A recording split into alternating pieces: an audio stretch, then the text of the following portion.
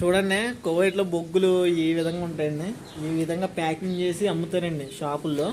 బకాలాలు అంటారు కదా, షాపుల్లో అన్నిటిలో ఈ విధంగా అమ్ముతారు. ఈ ఆవు బొమ్మ ఉంది కదా, ఈ లోపల నల్లని బొగ్గులు ఉంటాయి.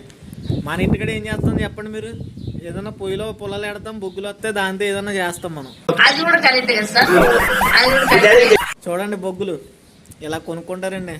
ఇలా కొనుక్కొని బొగ్గులు కొనుక్కొని పొలాలు కొనుక్కొని చలికాలం మంటకు ఆగుతారు వీళ్ళు. చూడండి, పొలాలు ఈ విధంగా ఉంటాయండి. ఎంత బాగా కట్ చేశారు చూడండి.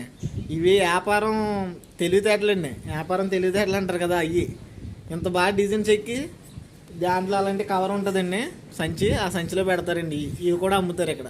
వచ్చినప్పుడు ఏంట్రా పొలాలు కొనుక్కోవడం ఏంట్రా బాబు అనుకున్న ఇవ్వండి. ఇప్పుడు తలుచుకుంటే తమాషాగా ఉంది. నేనున్నానే పెద్ద ఎర్రుణ్ణి. బొగ్గులు వెలిగించి ప్రతి వాళ్ళు కోవిట్లు ఇదే పని.